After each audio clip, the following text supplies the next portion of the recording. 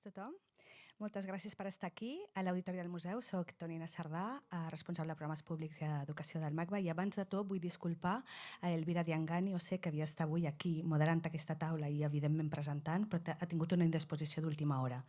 Per tant, estarà l'Anna Sardà, que és curadora adjunta i és la project manager del projecte La Internacionale, en el marc del qual emergeix tota la reflexió i tot el treball que estem fent al voltant de la qüestió d'Ucraïna. Sí que voldria dir que aquesta és la segona, diríem, la segona trobada de les veus per Ucraïna. Va començar el CSB el 7 de març amb un primer encontre, i entenem que nosaltres agafem el relleu, seguim, i hi haurà altres institucions de la ciutat que ens agafaran el relleu a nosaltres.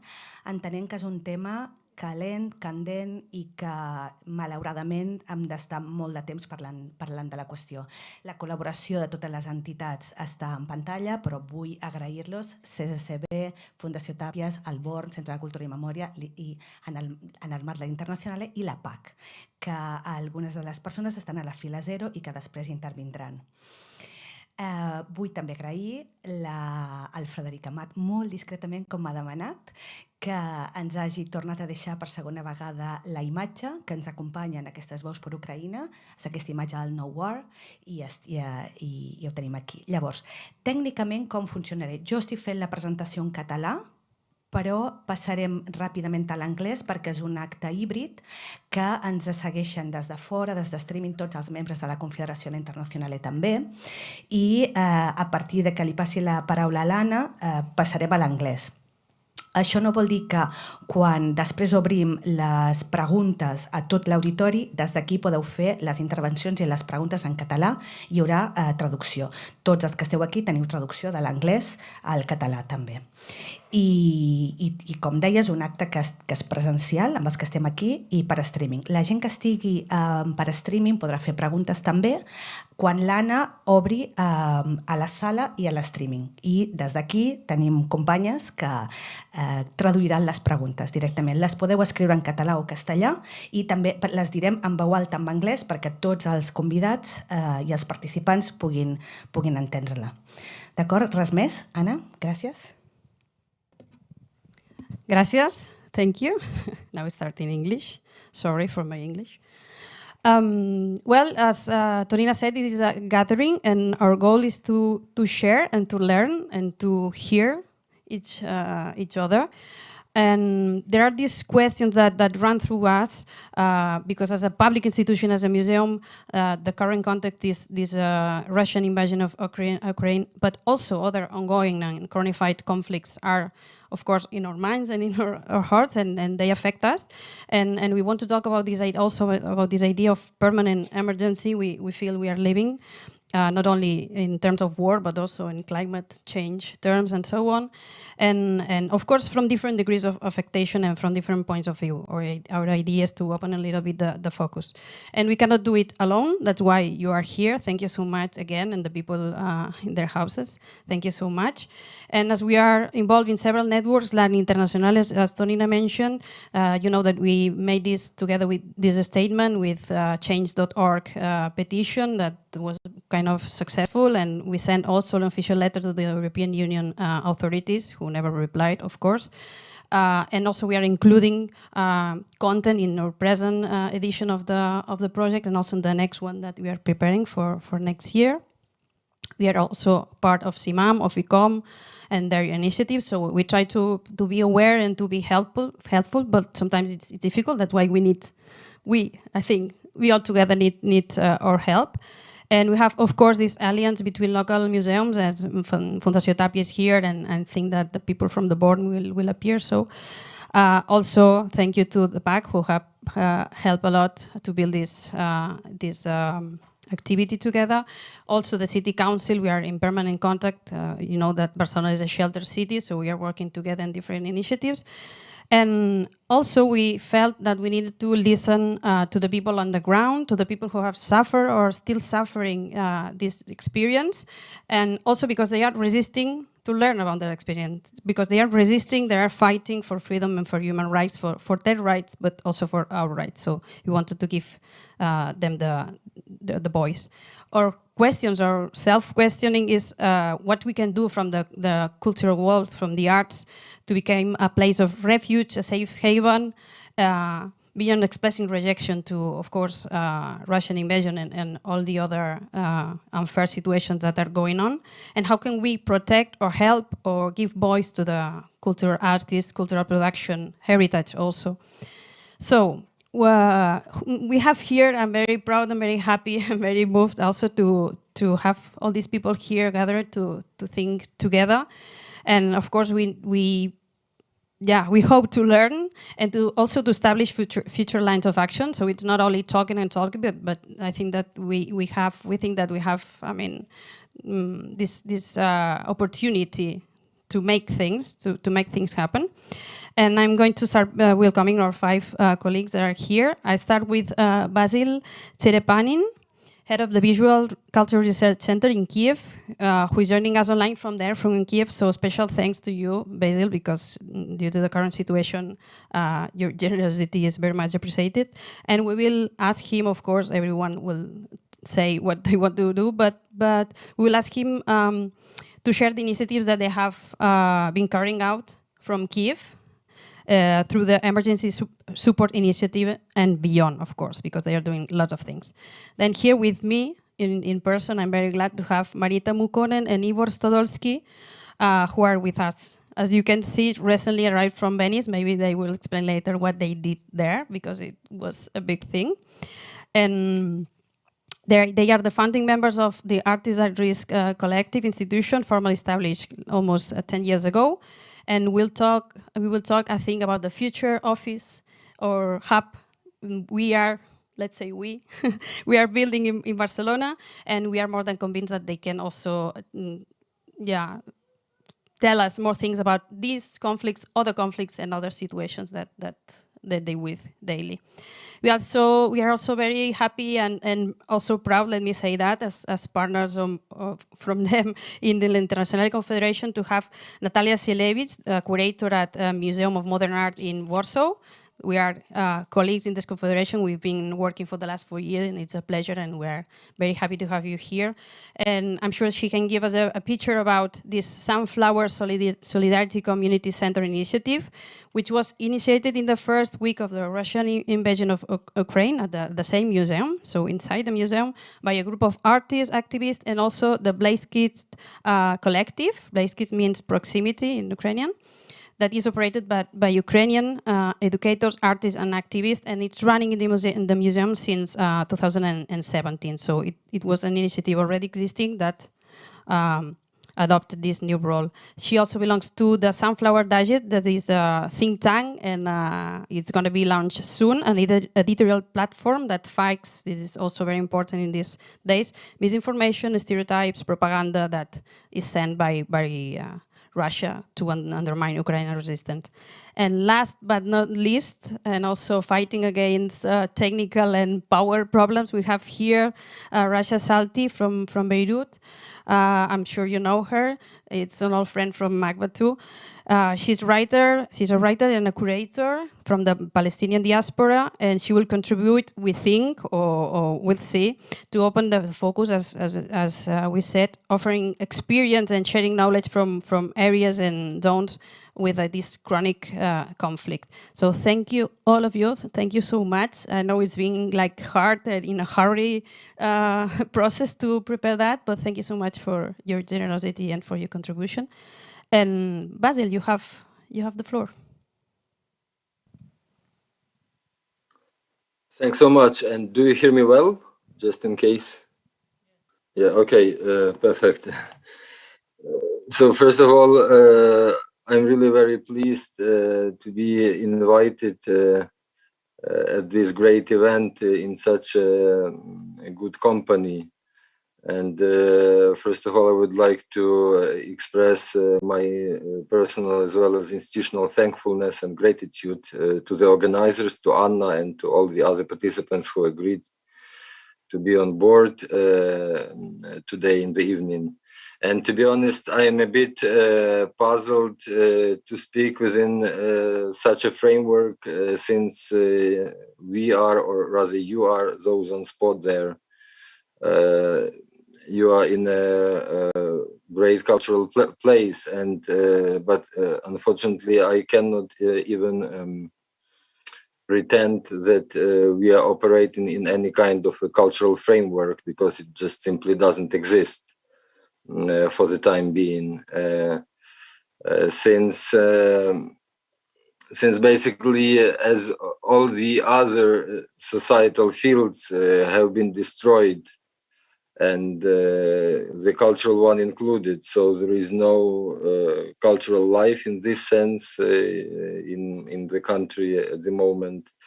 It's basically we are like acting on some wreckages in a way.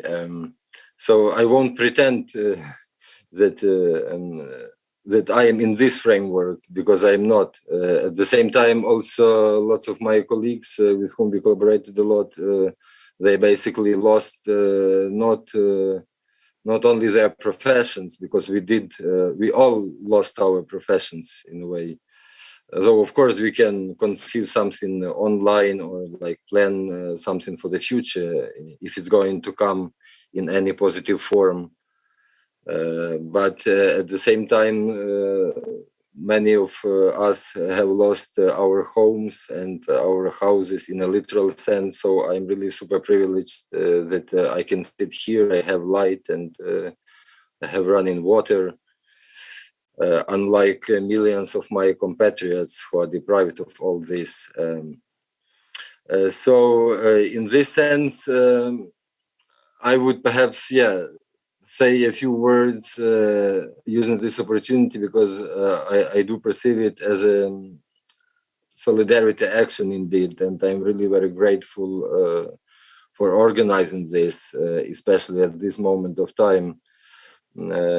So I would use this opportunity to outline this emergency initiative that we've launched on behalf of the Kyiv Biennial, because I'm running the Visual Culture Research Center based in Kyiv, which is also an organizer of the Kyiv Biennial. We've already conducted 4 editions. Last time it was at the end of last year, basically. And since the very first days of the full-scale Russia's invasion of Ukraine, because the war itself is basically has been going on for the last 8 years. So it only became a kind of a surprise, in quotation marks, for the outside world, for the bigger West, let's say, only when the threat grew to the extent that it started to endanger the other countries in an unprecedented manner. So since the first day after February 24th, we've launched this so-called emergency support initiative, which at first was basically dedicated to gathering some very basic funds, both from private as well as from public sources, just to help first our colleagues as well as our different counterparts across the country to secure some really basic things in terms of living, everyday living, medicine, sometimes accommodation if it was possible. But then it grew, it has grown a bit, and we did manage to get some support from various foundations, and actually now we are supporting several emergency artist residencies, those which are based inside the country, because not all the artists, though of course there were lots of artists who actually had to flee Ukraine because of unbearable circumstances, but there were also lots of them who decided to stay. But also it has a kind of a gender aspect to that, because as you perhaps know, that Ukrainian men are restricted by law and not allowed to leave the country during the wartime. So that's why it became very urgent to create proper conditions, especially in the west of Ukraine, where basically most of these emergency residencies are based, at least at the moment, where it's, so to say, relatively safe, but of course the whole country is under constant bombardments. Yeah, we are so much already adjusted to the constant anti-air raid sirens with which we go to sleep and wake up every day, so that it's a kind of a constant soundtrack, so to say. But also we are supporting, which I find really very important to emphasize also within this framework today. We are supporting those activist-based initiatives. Of course, they are not institutionalized yet for obvious reasons, but those which are sort of focusing on documenting Russia's war crimes in Ukraine. So they basically gather various visual evidences and materials from private as well as from different public sources. So we just hope that it will be part of the court case against the Russian Federation in The Hague, I hope sometime soon. But also one of the aspects which is also important to mention is the support of different smaller museum initiatives, which are busy with evacuating art pieces and collections from various museums across the country, because those in big cities like in Kyiv or in Lviv, they are doing relatively well, but at the same time, we have lots of really like smaller museums, both public, meaning state ones, as well as non-state one, running by self-organized, for instance, and so on. Unfortunately, we also, in that regard, have lost a lot of stuff, and that is another tragedy of this war, apart from, of course, human losses. Especially in the heavily bombarded regions in the east and in the south of Ukraine, but also in the center. So we do support those sort of crisis managers who are doing their job on site in various parts of Ukraine, because yeah, we managed to get some collections and some pieces out of the danger, actually.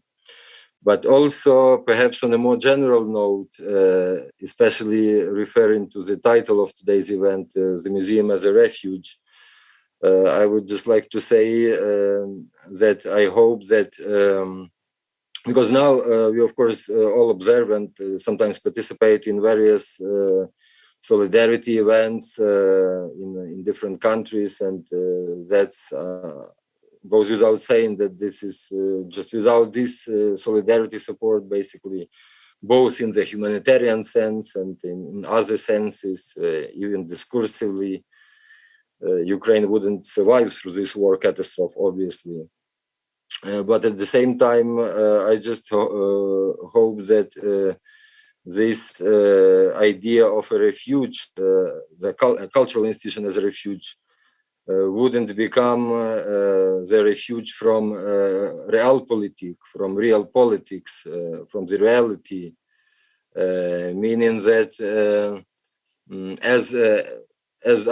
we are running this the cultural center and Kyiv Biennial for quite some time. We actually were established in Kyiv in 2008, so this year it will be already 14 years since we have been operating.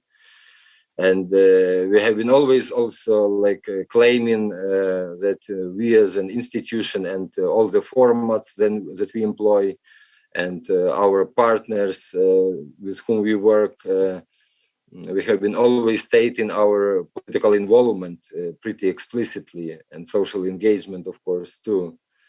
And I think in this regard, what I encountered just during the recent weeks in various communications with many partners throughout Europe and elsewhere, that pretty often this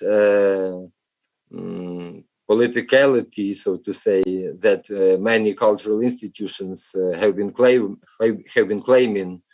Of course, it appeared to be a kind of a radical chic revolt in a way, politicality only in comfortable white cube spaces or on the campus, so to say. So in this sense, I think this is also today we are facing some type of moment of truth, if you excuse my kind of pathos. Because I mean that when the moment arrived, that a proper one, right, a proper time to show a real political involvement, many counterparts, both institutional as well as individual ones, appear that they were not ready to do so.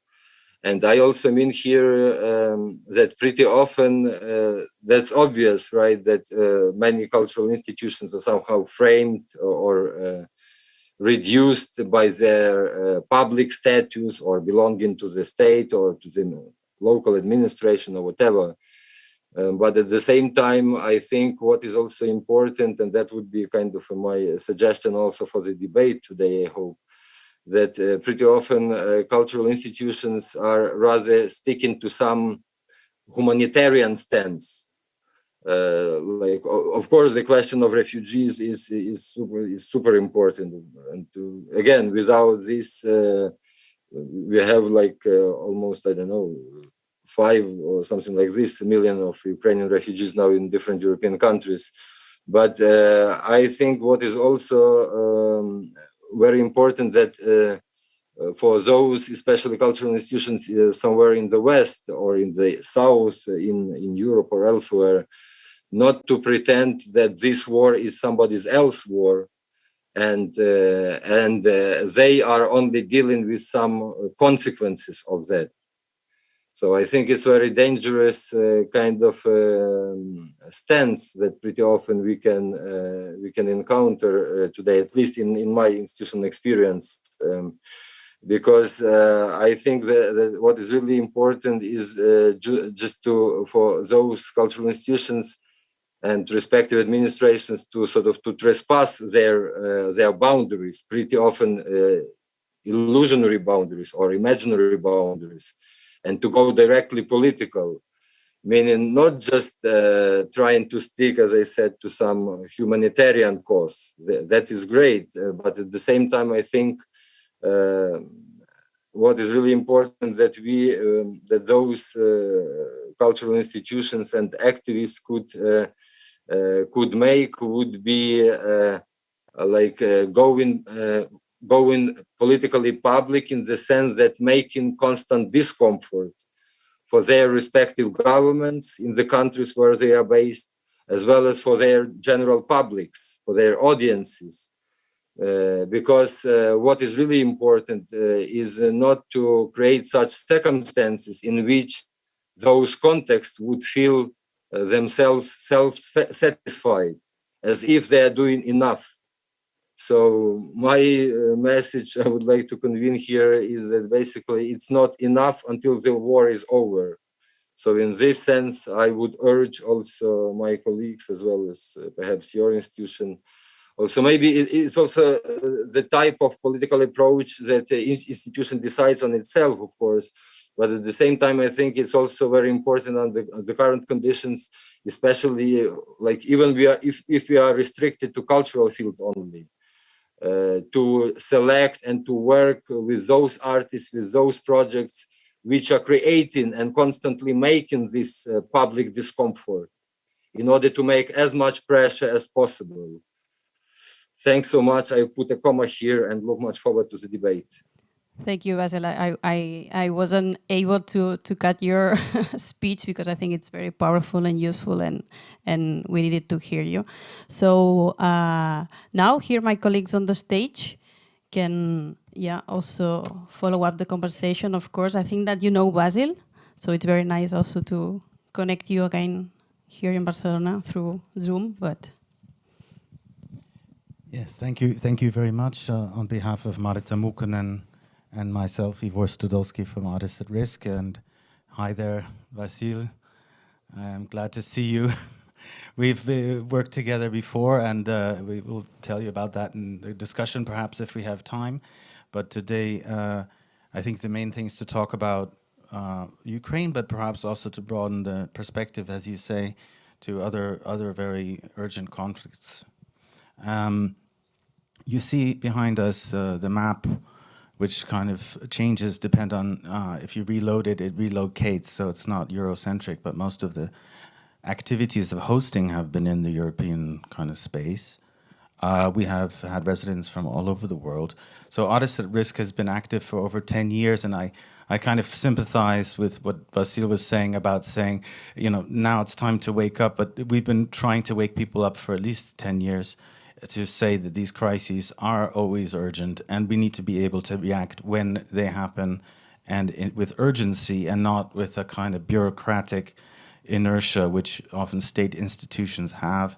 So we try as an activist organization, which we still consider ourselves to be despite growing very fast, to be, you know, working with our peers rather than you know, helping some people so far away.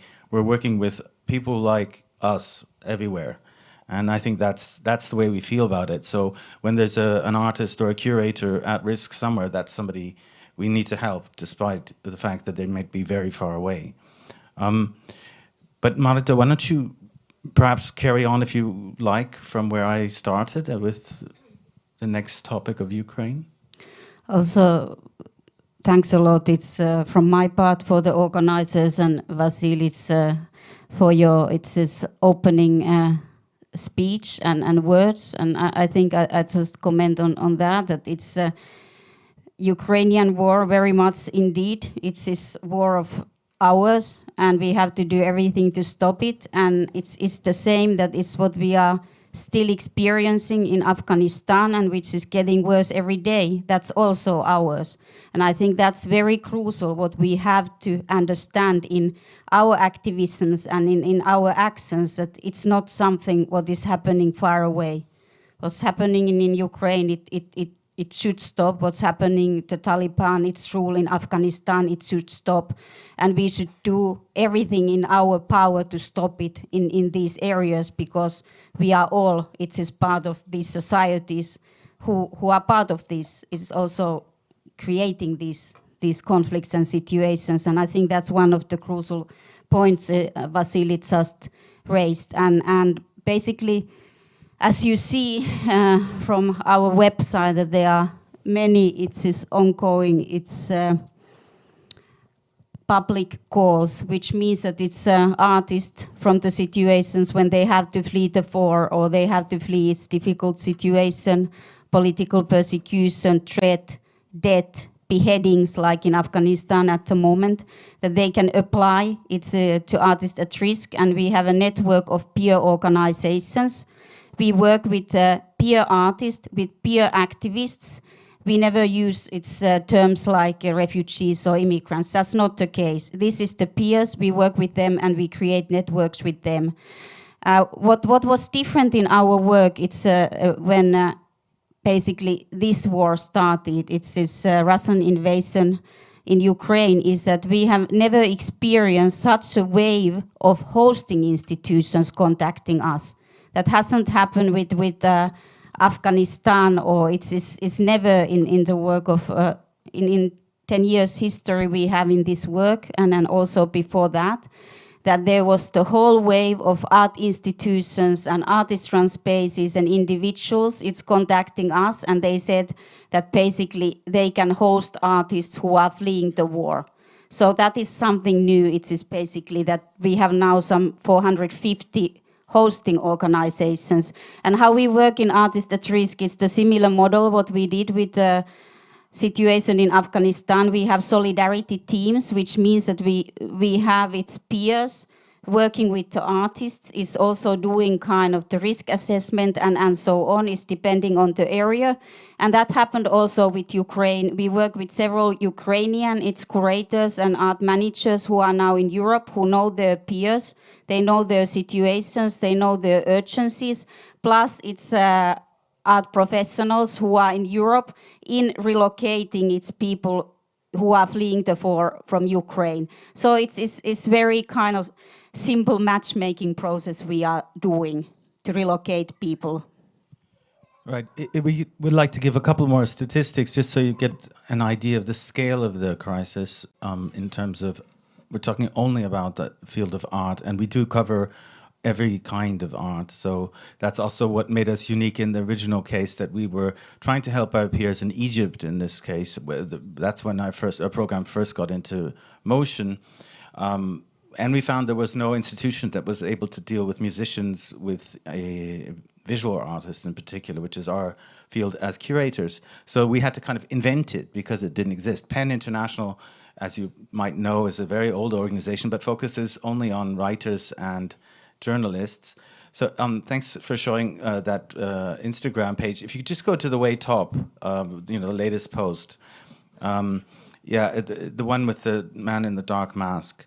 So I like very much, again, Vasyl, you really touched upon a lot of good issues that we want to also address. So to go directly political, that's a challenge for an institution for sure, but we can do that because we're an activist, self-made organization. We can do what we like. And that's our, and we do it because we get funding from various different organizations. And if one says we don't want that, then we say, well, we'll get it from somewhere else.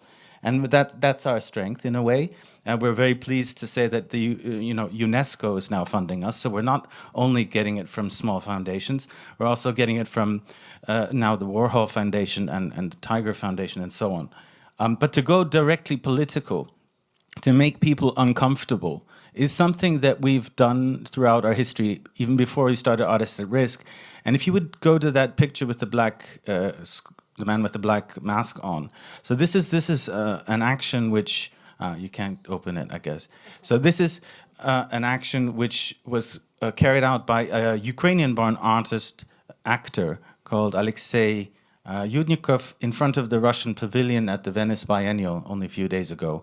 The Venice Biennial Pavilion of the Russian Federation was abandoned by the Russian Federation because it was going to cause an enormous amount of protest, no doubt, and also the artists and curators themselves resigned. And so this performance was a way to say this does need to be talked about. It's not business as usual at the kind of most prominent event in the calendar of the visual arts.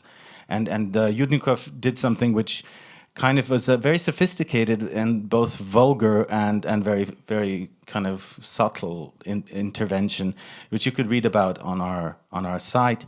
Marita, would you like to mention a few key points? Yes, it's you all probably know it's Gogol and his novel. It's Nose, and basically in this performance, Alexei Yudnikov was referring to nose, but it's instead of nose, he's using an other member of body than nose. This is a member of Vladimir Putin, and if you see the image there, unfortunately you can't see but you can imagine the image. So basically, if you go to the homepage again, you could click on that bio page. I don't know, maybe our staff put up the pictures. Okay, keep it. So it's basically in this case, Putin's member has gone missing, basically, and that causes the problems. And you saw at the beginning, he was wearing the black mask. It's basically being this kind of a... Sorry, Marita. The first news item, yes, there we go. Yeah, maybe it's easier. That might have some pictures. No. No. Okay, but that describes the action.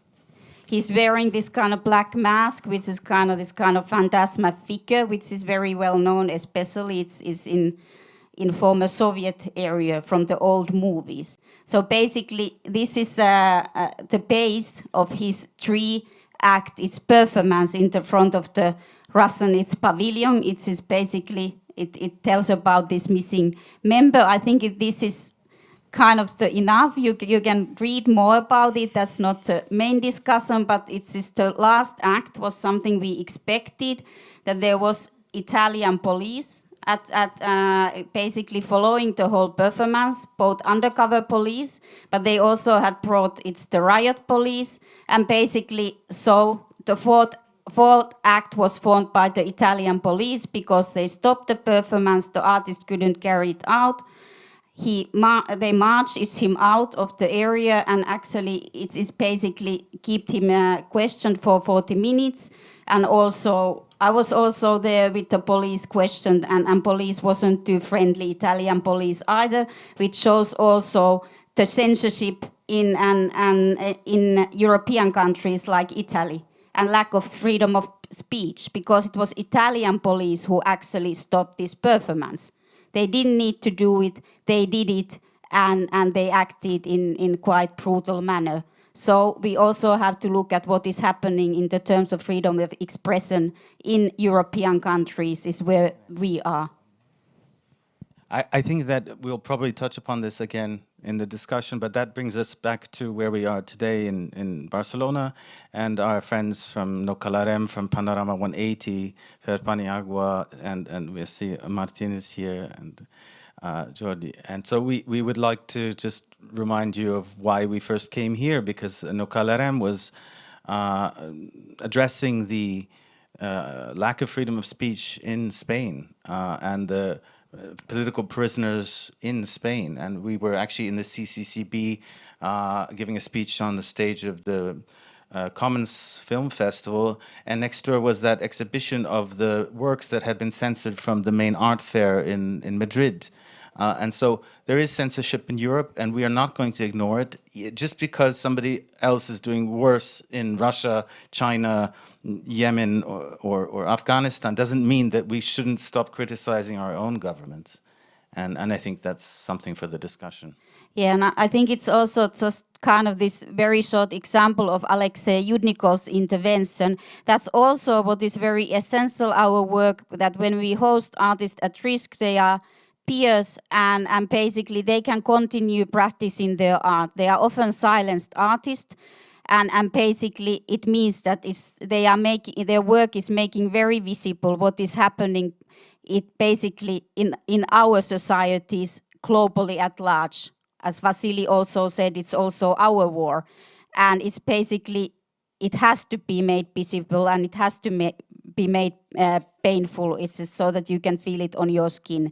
And that is something that if artists wish to do something, we try to support them in carrying out its interventions, artistic productions, and so on. So that's essential part of our work. Thank you so much. You were talking about direct political action and political positions, and I think it's perfect timing for Natalia to start, because as I said, as we mentioned, our colleagues from Warsaw, I think that can explain a lot about that, because as if the political situation in Poland wasn't complicated enough, now they are dealing with all this wave of refugees and they have managed to start this peer-to-peer solidarity community center. So Natalia, if you want. Good evening, everyone, and thank you to organizers. Thank you for inviting me, and also I would like to state how humbled and honored I am to speak here with my wonderful colleagues, Vasyl, Rasha, and Igor and Maria. Your work is crucial, and I'm thankful and happy to share a couple experiences on behalf of our institution and the initiative that started in the first days of the invasion. I have a couple slides to share with you. If you bear with me 1 second. Okay, I don't think I can share the actual screen from Zoom, okay, I can do it without slides. As I was kindly introduced, I am based at the Museum of Modern Art in Warsaw, where with a group of cultural workers and activists, I'm also part of Sunflower Solidarity Center, which came into being in the first days of Russian invasion. And first, I would like to stress, as a full-time employee of a public institution, that Sunflower was born, as most good things in institutional lives, as a bottom-up, grassroots, and autonomous initiative. I'm stating this with a somewhat bittersweet sentiment, which reflects the situation in Poland, a country which welcomed the biggest number of refugees in Europe in a green political climate. Amidst the crisis of reproductive freedom, rise of right-wing populism and ethno-nationalism. And in the scope of several days, our country became a fully operated network of Telegram chats, Facebook groups, and endless fundraisers. And it has to be stated that this massive wave of solidarity filled out the gaps where the state couldn't and failed or resisted. And in the art world, we are very often celebrating these lofty terms such as politics of care, radical empathy. It's something that Vasyl also mentioned during his presentation. But it's a different story when you have to abandon curatorial press release or theory books and start practicing it. And today I very much look forward to discussing this tension between humanitarian aid, but also public advocacy and real political action.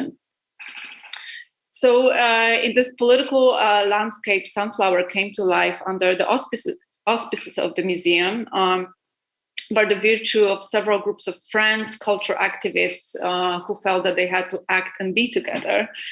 And I would just like to briefly mention that the crucial spiritus movements behind this were friends from Ukrainian diaspora who worked with us in the last several years, particularly the Bliskis collective founded in 2017 by Taras Gembik and Maria Baburia, and also with help of Ukrainian artist and activist Yulia Krivich.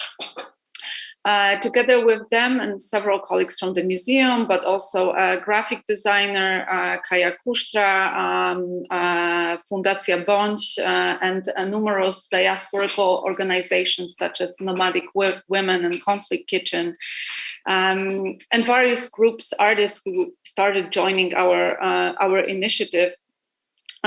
We transformed one of our sites on Pańska streets into let's say, crisis response center.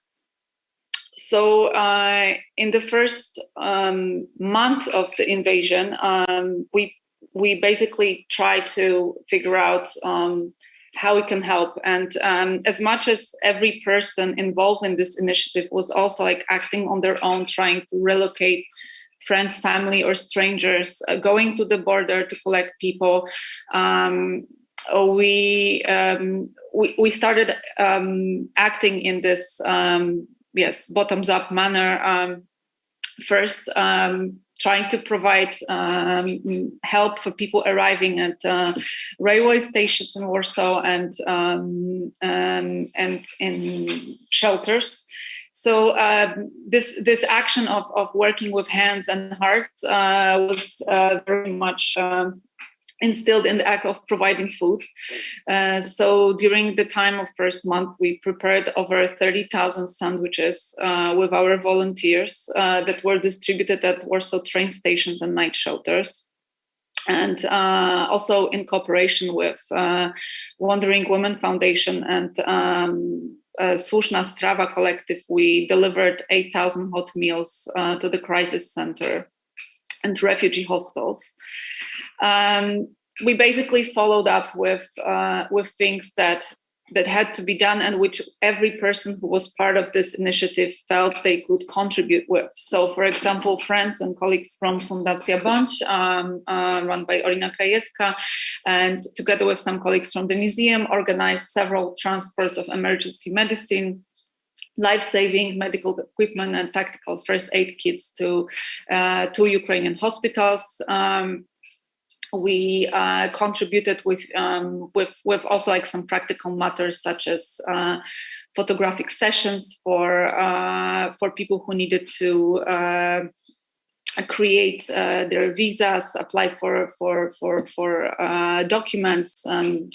Every Thursday we hosted these sessions, and in the first month we took photos for over 1,000 people.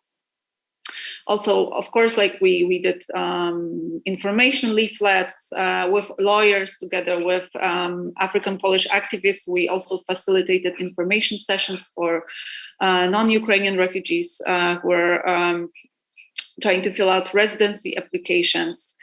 But also we started slowly thinking about the structure and how we can also create a response on this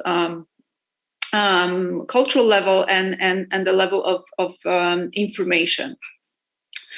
So this, on one hand, was organized through poetry readings and for and by diaspora, but also different lectures about cities affected by the bombs. Some of our colleagues, curator Asia Cisar, as she rightly mentioned, our knowledge of these of the cities such as Kharkiv or others, or Mariupol, was created by the media. Mediatization of ruins, and we very much wanted to ask this question: what does it mean to create art, and how to preserve memory about these places beyond the mediatized visuality of conflict and destruction. And on top of that, we as a museum very much realized that the role of public institutions today is basically, or like its capacity is to shift the meaning, is its capacity to create space for discussion beyond the comfort zone that Vasyl has brought up to our attention. And in the first weekend of after the invasion, at the museum, we created this big rally of several artist initiatives, grassroots organizations, where we divided each other into several groups that wanted to act on several topics. And one of them was a group that self-proclaimed itself as a counter-propaganda group that dealt with West-planning. This was something that a lot of us experience, noticing the moral bankruptcy that we witness among some of our Western colleagues, proclaiming themselves as leftists and calling for wishful pacifism in the face of this brutal invasion. So to counter those damaging assumptions and a huge blind spot in Western engagement with Russian empire and colonialism, together with colleagues from Ukraine, we try to create a discussion how we can, first of all, center Ukrainian voices and create a platform for dissemination information, trying to explain the current situation. This is something we are working on and hoping to launch very soon. So I think just to follow up on Vasyl's statement,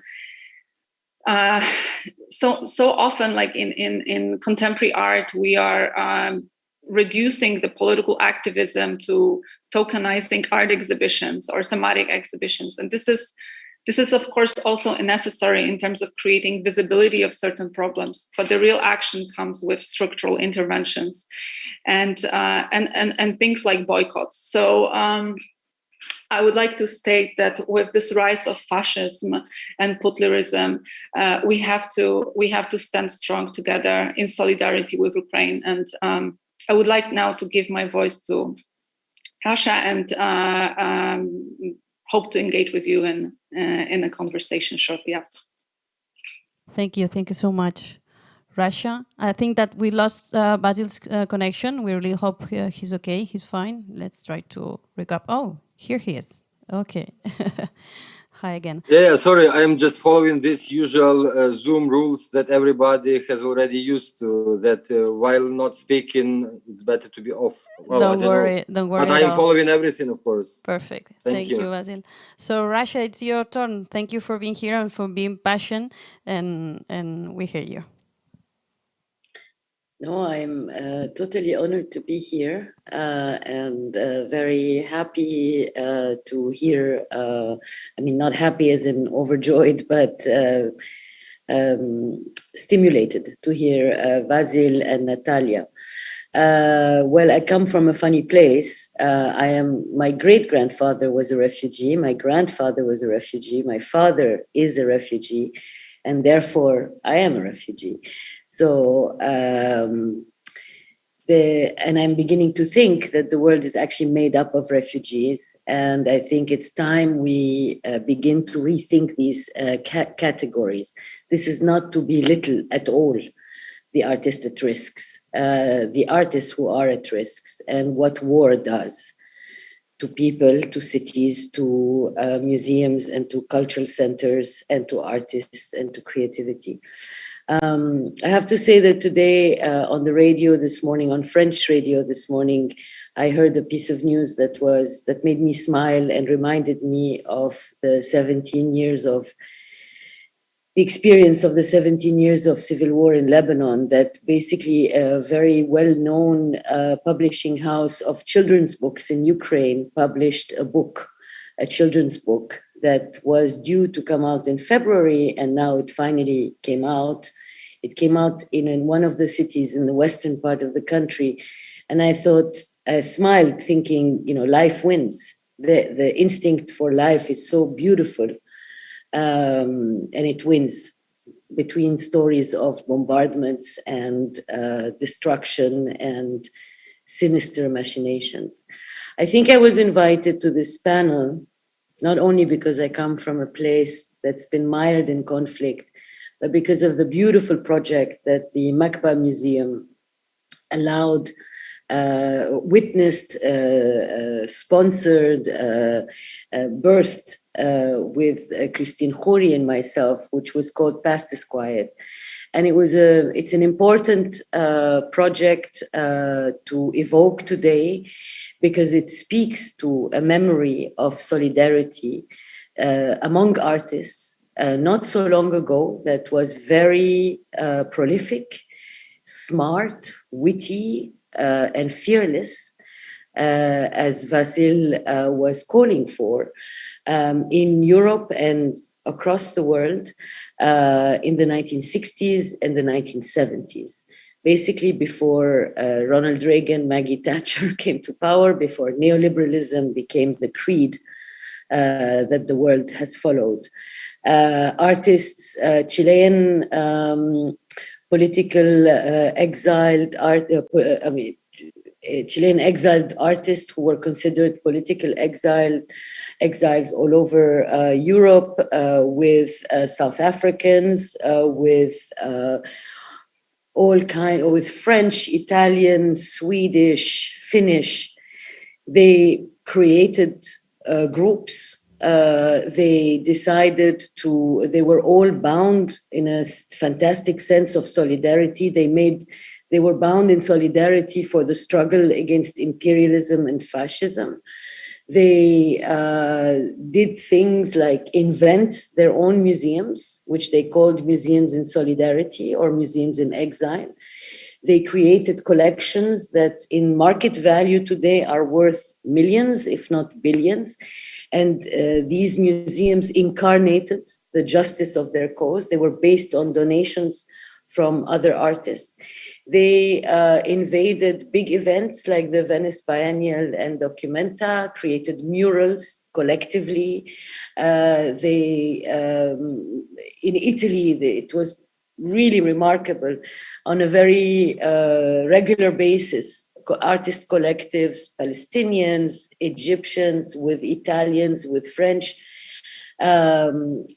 performed in public spaces to sensitize a general public in tiny small towns in Tuscany, to mobilize general audiences to the justice of a cause, whether it was Palestine, Chile, the struggle against apartheid in South Africa, or support for the Sandinista at the beginning of the Sandinista.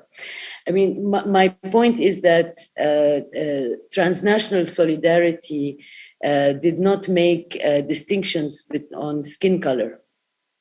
And it wasn't about proximity of a country. Artists were were bold enough to make institutions feel uncomfortable. And obviously they were supported by a network of art historians, of curators.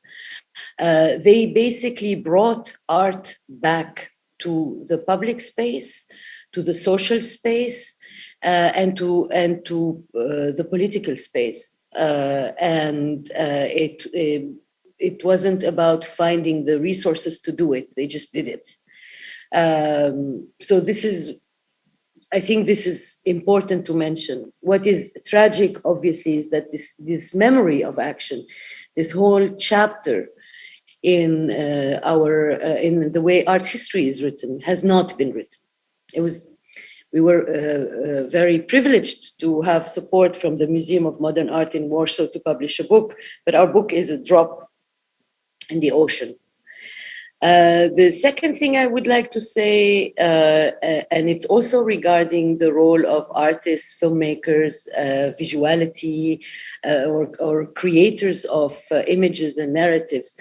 If you think of the Syrian crisis and how perfidious the interests of the rest of the world was with the Syrians.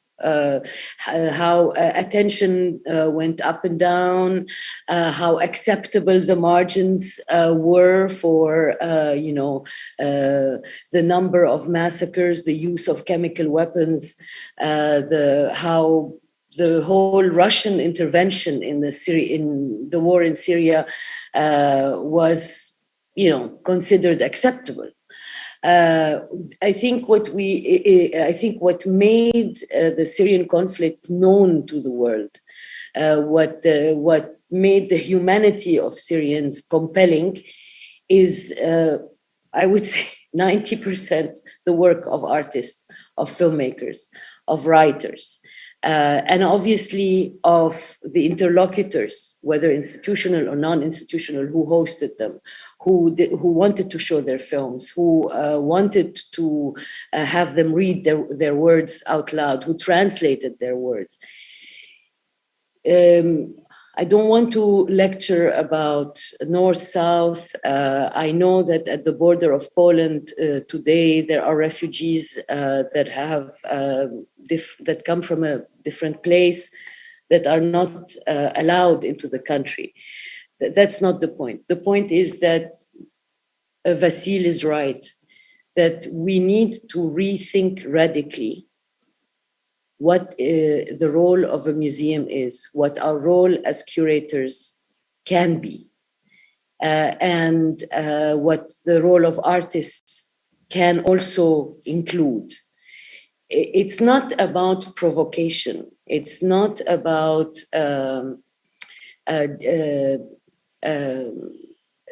forcing an audience to give us their attention for 5 minutes. It has to be a structural, fundamental shift that makes us a public voice that cannot be discounted, that can impart a real difference to public officials, to elected officials, to state institutions. A lot of artists in Europe have worked, for example, on the extent of the arms industry, the production of weapons, of course, which at this moment is probably thriving.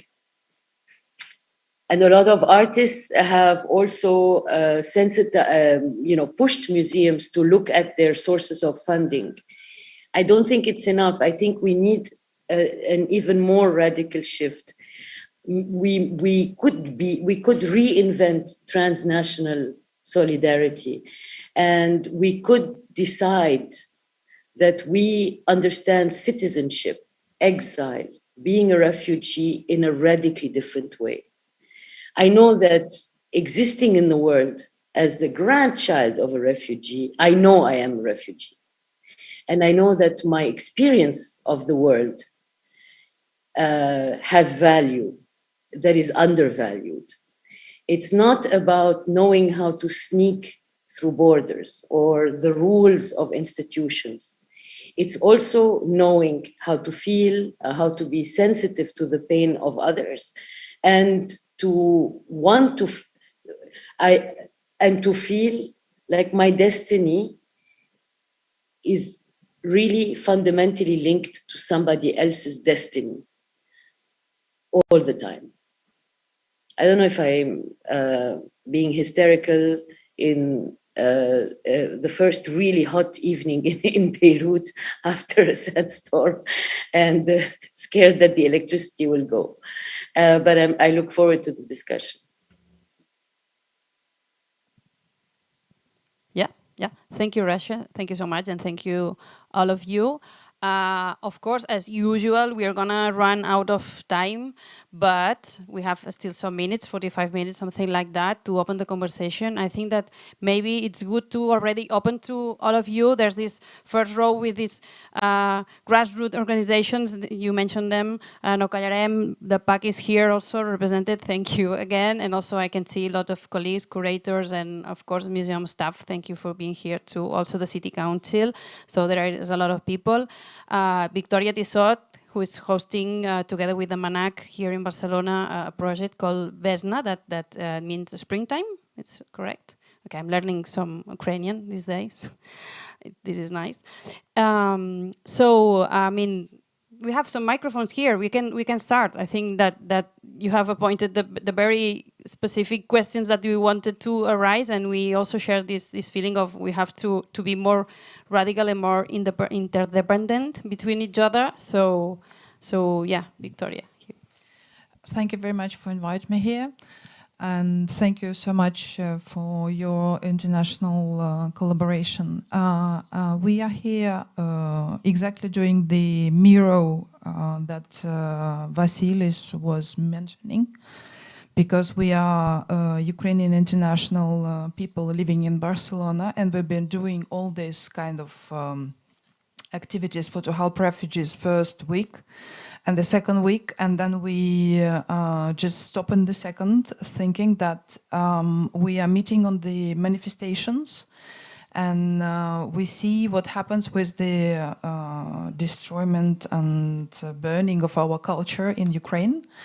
And the first idea was to knock in the doors of the museums in Barcelona to be able to talk about Ukrainian culture, to give a shelter to Ukrainian artists here in Barcelona as an international cultural hub, and to be able to explain more about this beautiful, talented, extremely incredible country which is now under the bombing, and the country who really gave us this kind of incredible,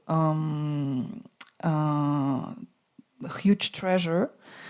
And we are here to represent this heritage, and for not to lose this heritage, and for not to be to give the permission to anybody to destroy it. Actually, we are very thankful that was possible on the 7th of April to open the exhibition, and exhibition with the idea to show the works of the Ukrainian illustrators who are working for all the huge different brands like Google, Coca-Cola, and USAID and international companies. And now they are in Ukraine creating the illustrations in the shelters.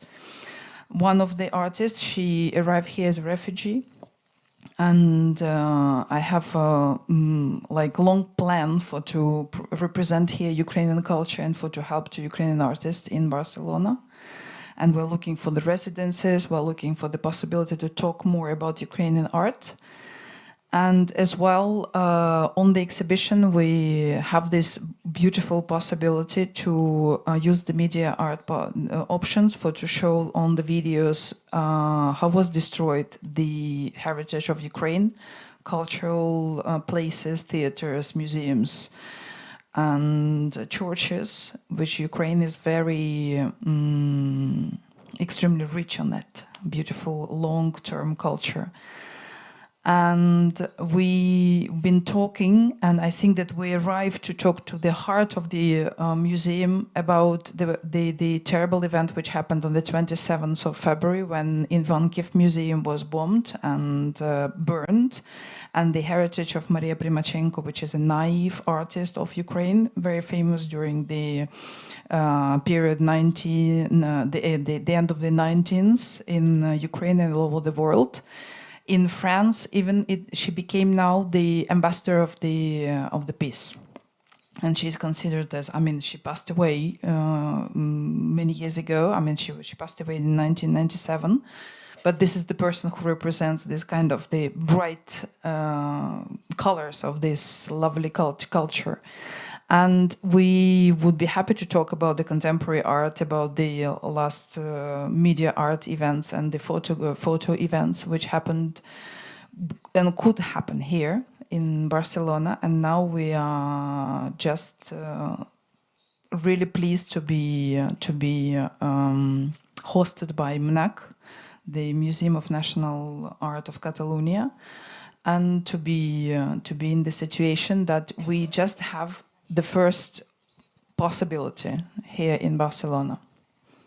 Thank you so much. We also wanted to, to spread the word and to let other people know your project. I don't know if there's anyone that wants to follow up. I don't know if Eva Soria from the City Council wants to explain some actions that we know that they are dealing with. Yeah, thank you very much. We're collaborating with Artists at Risk. We have a residency project.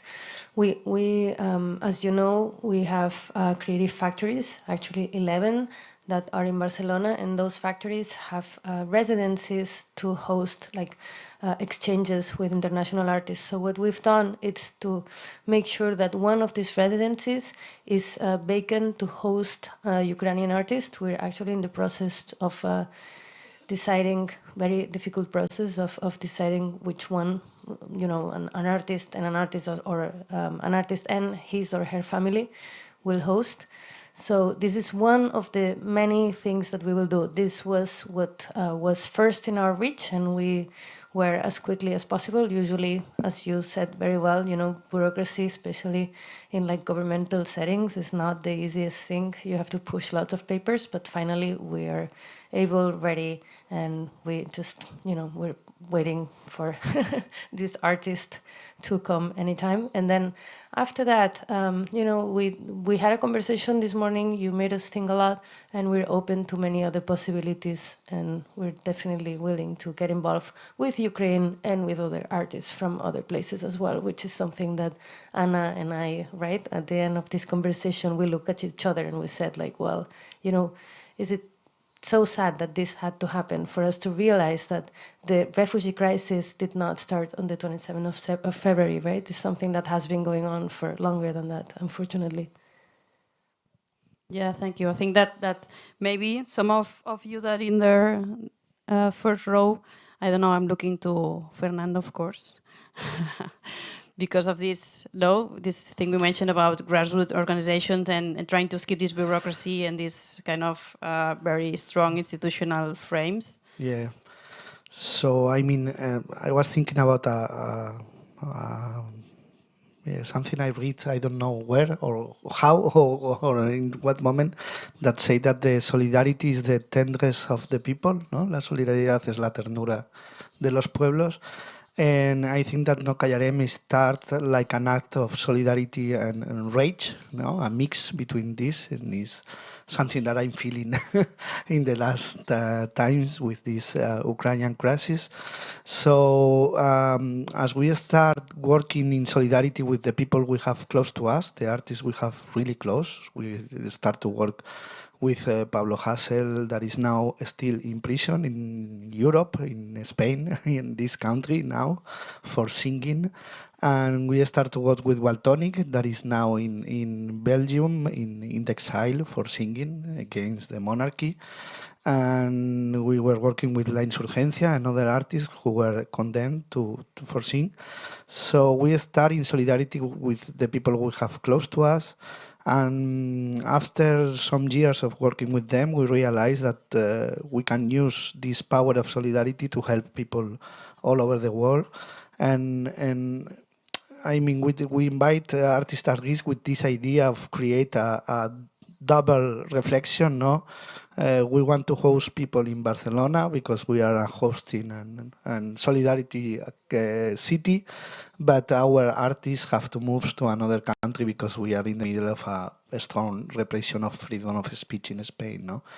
So with this idea, we have been working the last years, and in this idea that we start to involve institutions like CCCB, the City Council, now maybe the Macba, and everything in order to have this space open every year for 1, 2, 3 residents, I hope, and to keep this mix of tenderness and rage working on solidarity with people from all over the world. Yeah, thank you. I was thinking about this idea of this emerging solidarity between these networks that already existed. So Vasyl mentioned that, Natalia too, and also Fernando. And now I'm looking to the PAC friends here. The PAC, for the ones that don't know them, you should know them.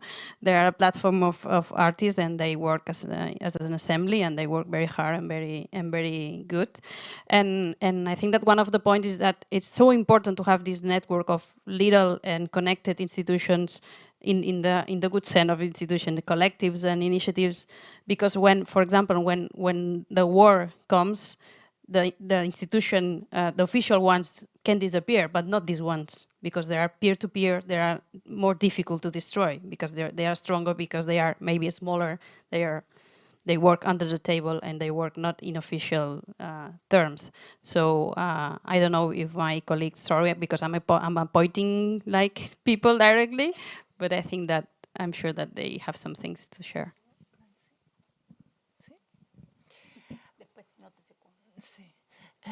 Well, thank you very much to create this platform. We are here mainly to listen a lot, to learn from you, and to present ourselves, of course, and to see what we can do. The PAC is a kind of union for the artists here, no? Catalan, and of course not only Catalan, every artist living here, no? That can become a socio.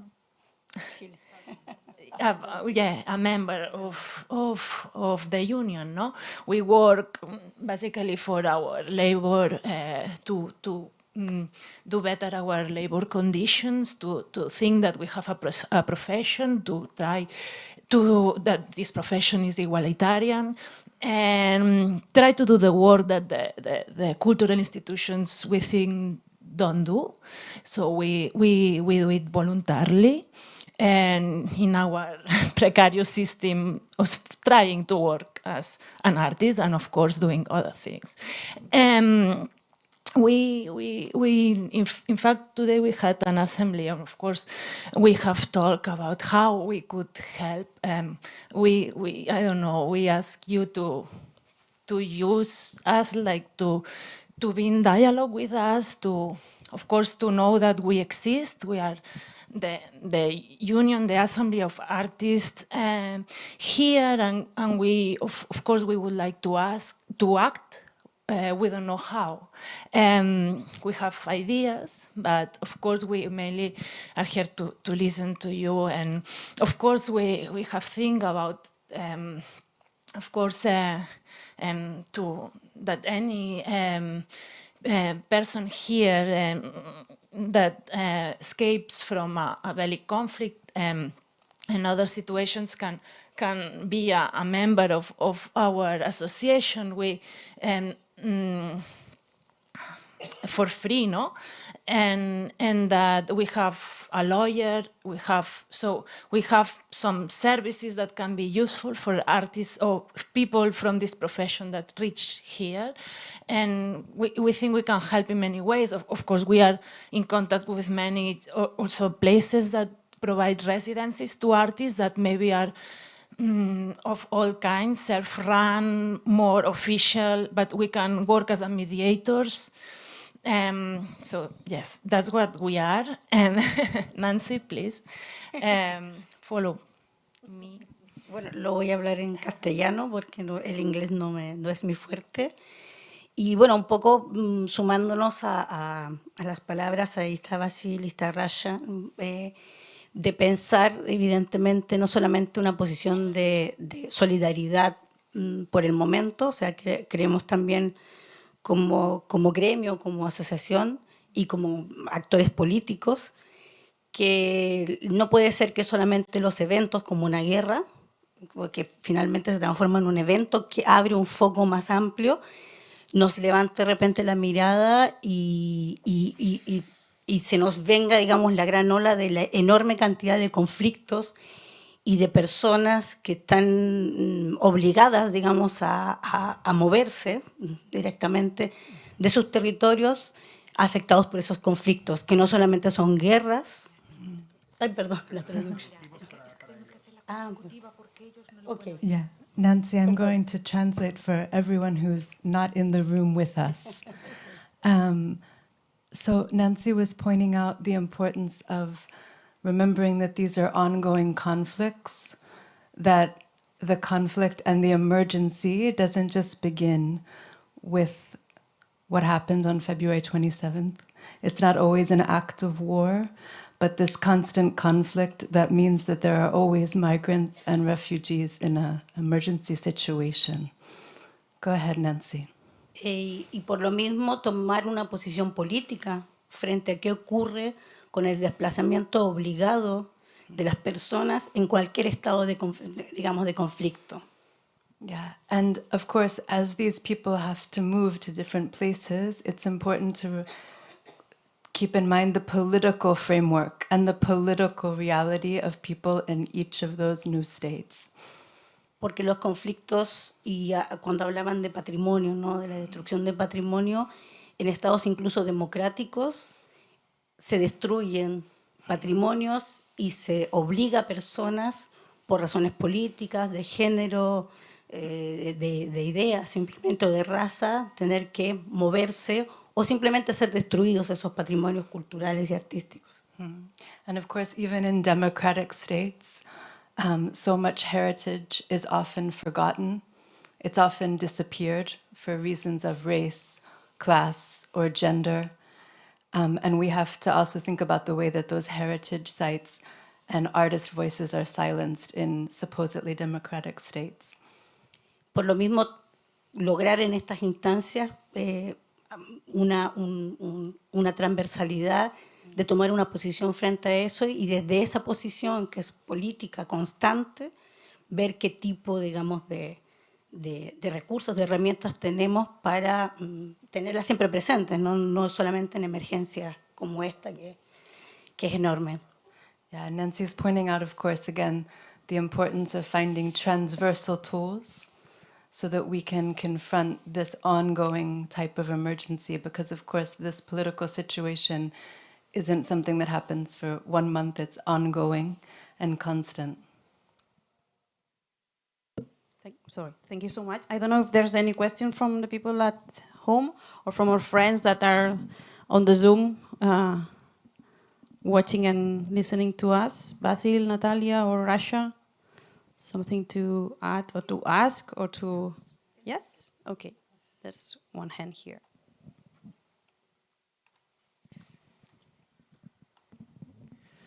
I can perfectly understand that we are in an emerging in a situation of emergence, and of course we should help people at risk, not only artists at risk. But I will leave this room with a very big question inside myself. As an artist, I ask myself, what am I doing and what are we doing to change in society this idea? What can I do to change to the world this idea that war should not be acceptable? I think we are treating something maybe for the wrong way. I think our future generations will still be here talking about the same, about how to help people at risk. And as an artist, I ask myself, what can I do? What should I do to try to improve this idea that wars should not be acceptable in the time we are living? As an adolescent, I used to think that how lucky I am that my generation will not need to think about wars. And how wrong I was, because my daughter will still be thinking about the same.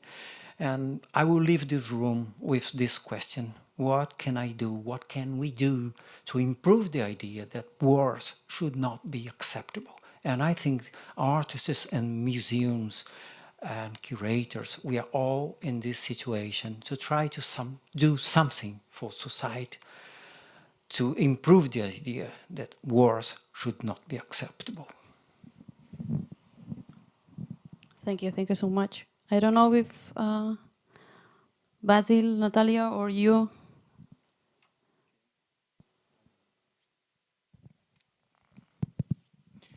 Well, that kind of leads to, I'm summing up perhaps what I found in common with many of the other speakers and statements from the audiences. I mean, I'd like to recall the title of our panel, The Museum as a Refuge. And I also saw that, and it's a question of not only one museum, but the museum, the kind of whole complex of museums. And Vasyly's, the VCRC's website also had something, I think it said alliances or something like allied. And I think this brings us to our previous conference we did at the Center for Art and Media in Karlsruhe at ZKM, which was called Alliances for Art at Risk. And so, in a way, I mean, how do you prevent war from becoming like a violent war, rather than, because there's all kinds of aggressions all the time, right? And perhaps it is not allowing forms of domination and hierarchy to flourish. And so for alliances and museums and cultural institutions as refuge from those forms of domination to be a counterpower by becoming alliances to support those that are being oppressed. So I think that in Poland, for example, your institution, I think it's Natalia, right, is one of the very last that is able to express a counterposition to the very harsh kind of patriarchal and anti-woman ideology that is emanating, nationalist, very, very reactionary ideology that comes from the government. Other institutions have had all their staff, or at least the directors, fired. We personally experienced this with one of our colleagues, and also the castle in Warsaw. So how could that have been prevented? So could it be alliances of major institutions, and small and big, and assemblies and individuals, to say, no, we won't tolerate, a director to be fired because they're not a reactionary chauvinist pig, the way those that followed them. So I think that's kind of how we can move. And that brings us to what Rasha Salti was saying about, histories of resistance from artists. Well, they've been existing also before the 70s, before the 60s. I think Marita has a really interesting story to tell about Neruda, for example. I don't know if she likes to tell it. She often tells that story. I mean, there was a ship of philosophers that left St. Petersburg during the revolution that we should remember. There's a ship of refugees from the Spanish Civil War with Neruda kind of at the helm going to Chile, right, if I'm not mistaken. So these things have existed for many, many generations, and how can we activate them today? Because as we said in that conference, we said, you know, where would you go if the world fell apart? That's the question we're trying to answer at Artists at Risk. And how can you create those safe havens to receive them? And we have that huge crisis that nobody really can address, which is the ecological one, but we have to be prepared. And so this is where we think alliances might be the way forward. I would like to add, if I may, to both of these statements, also to the statement from the audience, that my feeling is that a lot of anti-war statements that we're hearing from the West have very little to do with stopping the actual war. And to answer you how we can prevent future wars, my answer, perhaps quite naively, is to dismantle fascism at the very root. And this brings me also to the situation at the Polish-Belarusian border that Rasha mentioned earlier. This is of course a crime. What is happening at the Polish-Belarusian border is a crime, and I'm not saying this to centralize Polish perspective, but to actually pinpoint that this very situation, this very crisis, where refugees are stranded on the Polish-Belarusian border, was created partially by or directly by Putin. And we as activists, as cultural workers, have been calling for help and also have been denied a possibility to help because of the Polish state, the right-wing Polish state has created a temporary zone, denying us criminalizing acts of help. So I think my question would be how to create these alliances and how to hear each other and to prevent also the latent violence, so the violence that develops over time. Thank you. Thank you, Natalia. I think we just have time for... I would just... go ahead. If I may, we just have time for you, Vasyl. So, perfect. Yeah, thank you. I would just pick up where Natalia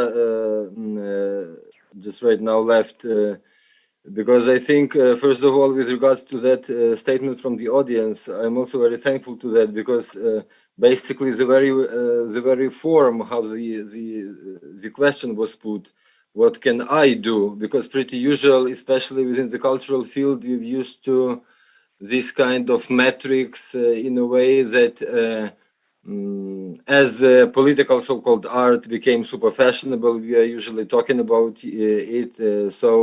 And the usual question is what art can do or what culture can do to make political change.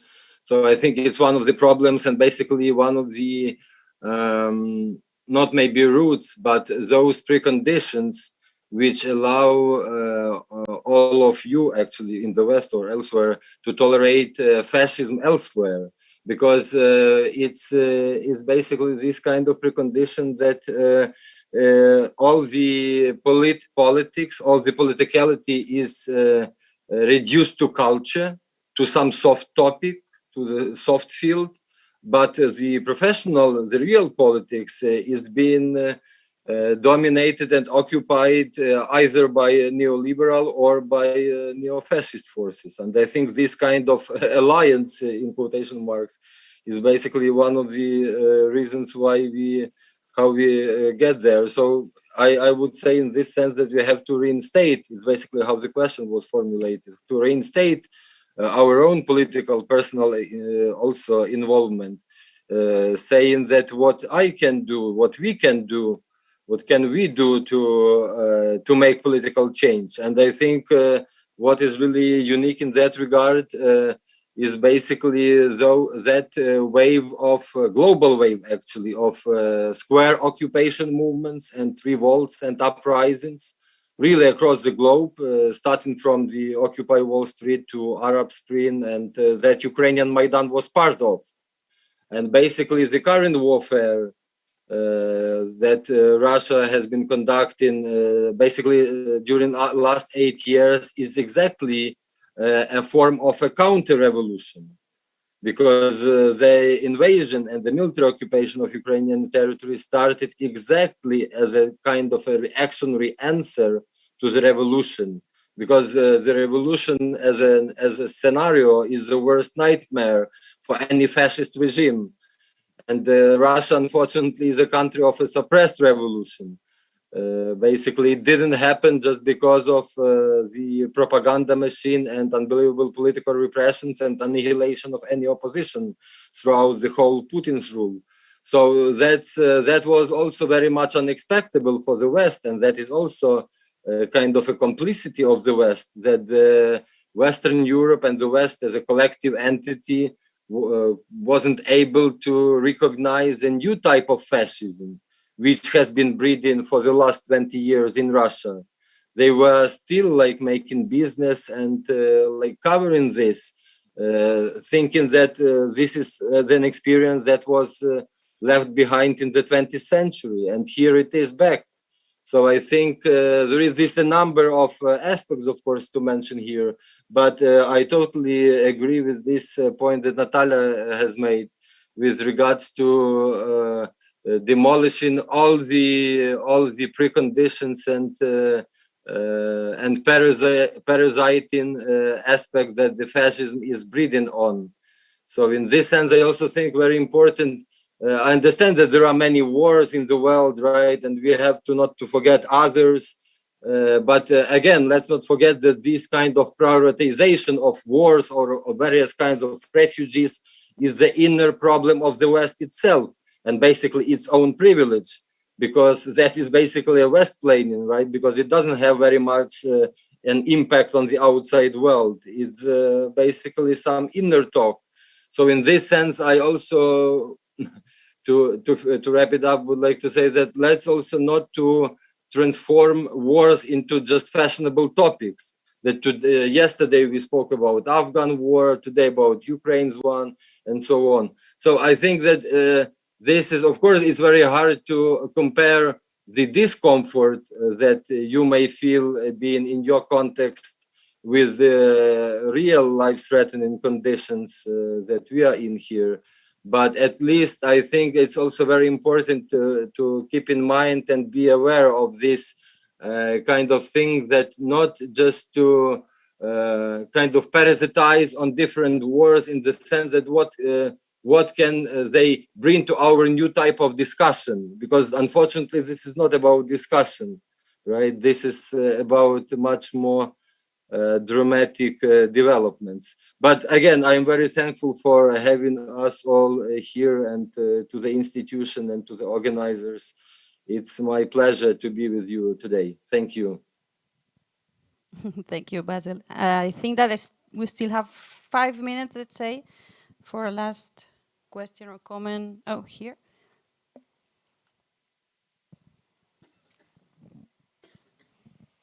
Thank you, everyone, for your interventions today and the incredible work that you're doing.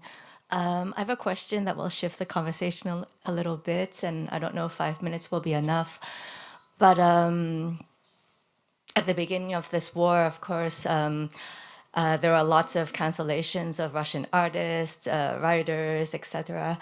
And I wanted to get your stance or opinion on working with Russian colleagues who are anti-war in that respect, or how is the community reacting? I know that, for example, the Garage Museum, they've decided at the beginning that, they sent a newsletter and they said, we're stopping all work because, obviously this is not a time for that we can, pretend like nothing's happening. But I wonder how, this is obviously affecting lots of Russian colleagues who are living the repercussions of this war as well, who are also anti-war. So how do we kind of go forward in this awkward situation, and what are your opinions on this? Thank you. Thank you. Who wants to try to answer or not?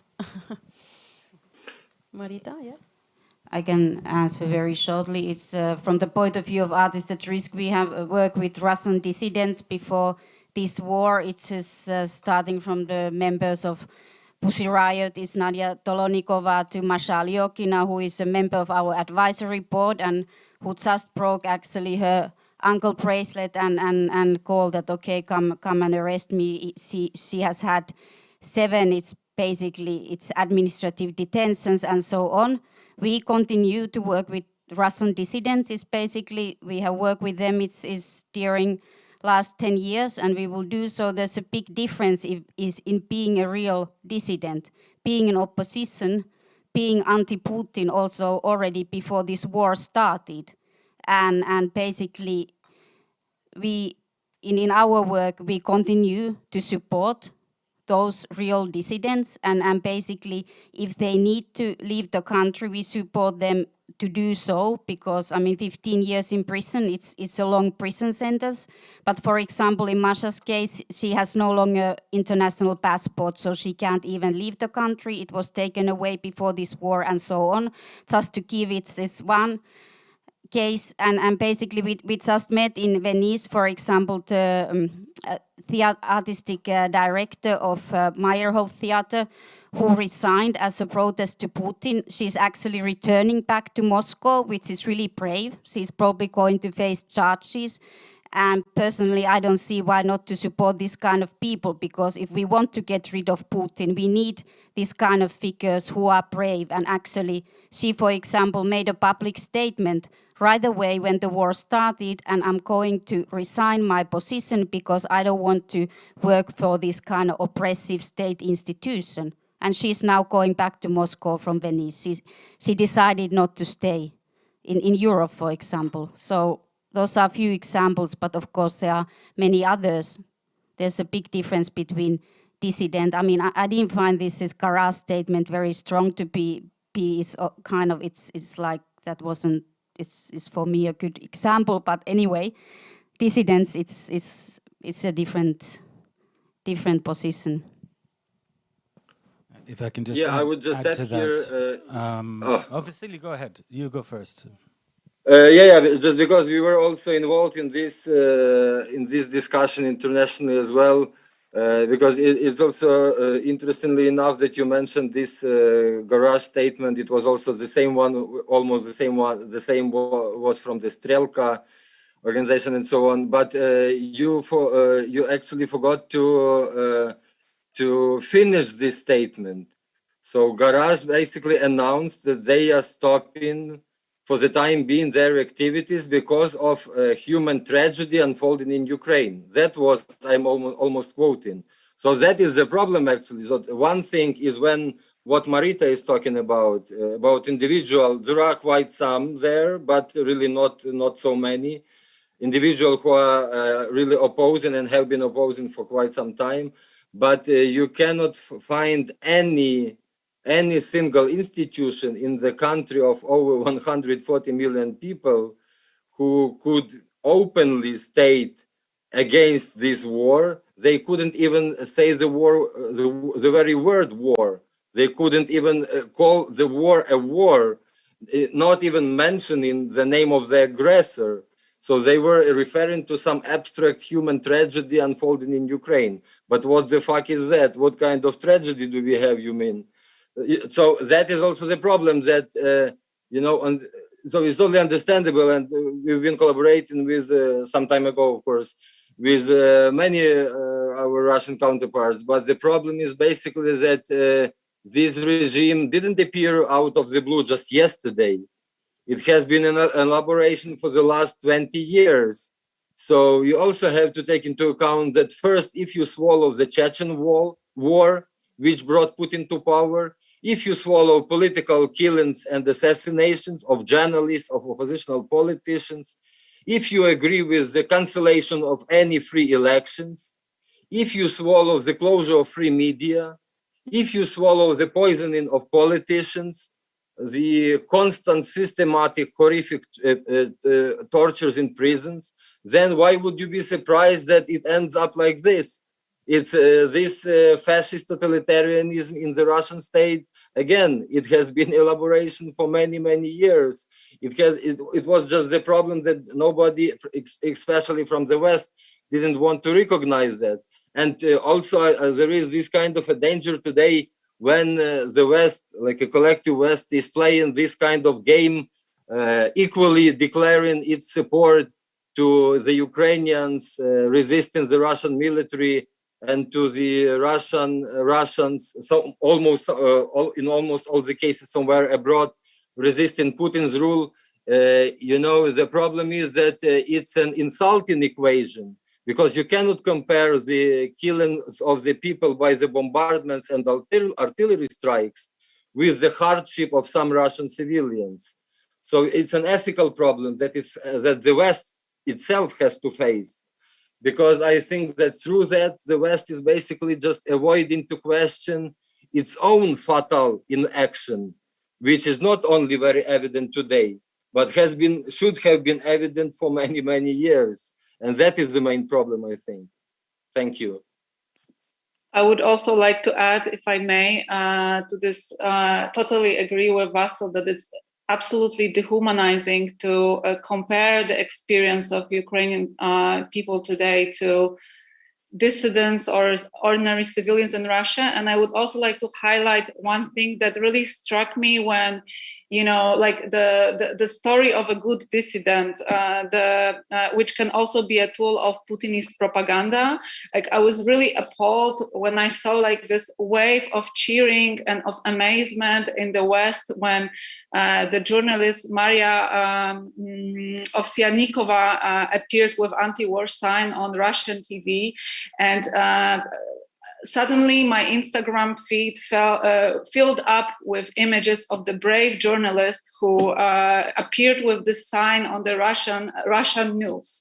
I have to say, like, we really have to be aware of gravity of the situation, especially that in the forthcoming days, it turned out that this was pretty much a stunt, and she is now employed as a correspondent for Die Welt, for like a very right-wing magazine in Germany. So I think there's like a pretty poor understanding also how Russian propaganda works by using various voices of dissidents, of creating of trying to distill this reaction towards sanctions and so on. So, and one thing I also would like to bring up, which is a statement I hear a lot from my Ukrainian colleagues, is that right now we see a lot of opportunities that are, let's say, residencies that are created equally for, I guess this is what Vasyl just said, like for Russian refugees or dissidents and Ukrainian refugees. It would be good to actually think with a clear head about the gravity of this situation. Thanks. Thank you so much. Just 1 minute and we are going to close. I'm sorry. So just to remember a little bit more about that. I mean, there is a lot of misinformation, obviously, and the mass majority of Russian people don't respond and stand up for justice and against the war. They've been massively misinformed, as you know. They're just not told about it. There's attempts to tell them. But you're right. There has been many artists who come to us and say, we have failed in our job as artists to bring this kind of incredible, future, the scenario which we're seeing now, to the attention of our audience in the way that they would react before it happened. And so that's what the artists we have from Russia are saying to us now. These are leading directors from Teatr Dok, which has been constantly their space has been shut down, they've been removed, some of them have been threatened, etc., etc. The main oppositional television channel, Dozhd, as you know, was shut down. Novaya Gazeta, which was, of course, the main oppositional publication newspaper, was more or less cut in 1/3 of its publication was erased due to the fact that it would break the law and thereby it would be shut down. So they have been facing huge hurdles to being able to say the war. It's a criminal offense to say it's a war. So for them not to say it is a way of trying to communicate through that horrible obstacle that's being placed in their way of trying to wake up the population to rise against Putin. We should be helping those people. We shouldn't be trying to blame them necessarily. Those are our allies. Those are our people. Those are our peers who are doing what they should be doing to stop that horrible regime. Those are the people that we should be helping. Just like we should be helping those who are fighting the Iranian regime, those that are fighting the Taliban regime. Why should we say, no, I won't be friends with a Chinese artist or an artist in Hong Kong who's fighting, the repressive government in Hong Kong because I hate the government of Hong Kong? No, I fight with that person. And I think this is where we have to think beyond national sentiment. I very much understand our Ukrainian colleagues that they're so hurt. They're so in pain. They're feeling it every day, every night with the sirens over their heads. But they have to be able to think beyond the national, beyond their own situation. Throughout the world, there's situations like that. And we have to work as peers, as people who have common interests. That's my opinion. Yeah, sorry, but we don't need any understanding. We just need your awareness of the situation. It's not that you are privileged enough to understand us. Yeah, thank you, but that's not what is really needed. I think this kind of behavior from the Russian side is basically too late and not enough. But it has been too late and not enough for many years. I think we're also too late on many other fronts, right? We were too late to stop Trump. We were too late to stop Brexit. We were too late to stop the crisis in Greece. But you are generalizing, these are things that we are too late with. We have to work against fascism in every whole image circumstance, is just totally right? blurred. The image is just totally blurred because we can speak of any conflict like that, but it's not the topic of today, I think. No, because we can speak about many. It's an endless row of different conflicts that we can speculate on. And that's why Rasha Salti said we're all refugees. I think that's quite relevant. I mean, all of us have had families which were displaced. And as you know well, we're in that situation because of wars. And we have to be able to sympathize with others that are in that situation now and work with them to stop it from happening in future, right? I'm sorry to be the one with a clock, but just, Marita, if you want just to add anything? No? I think we don't have time. No? We don't have time. No, sorry. So I'm so sorry. This is just a first conversation, not a first, but a conversation that, of course, we will try to follow up with you and other people. And, of course, there's a lot of things to be understood, shared, and comprehend and told. So thank you so much. I would just want to end up with a verse of a poet. I don't know the name, sorry. I will find out. And I just translated from Catalan, so I think it's correct, but I don't know. It says that blood is never foreign. So where is blood is our blood. It's yeah, it touches us. So let's keep working, not only talking, but let's do something together. But to do something together, we have to be together and to listen to each other. And I think we managed to do so a little bit, and we will continue to do that. So thank you so much to you that are online, to the ones that are here. Thank you. We'll keep in touch, of course.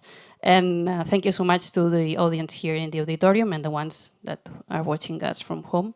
And yeah, and see you soon. And I say it from our heart, see you soon. Take care.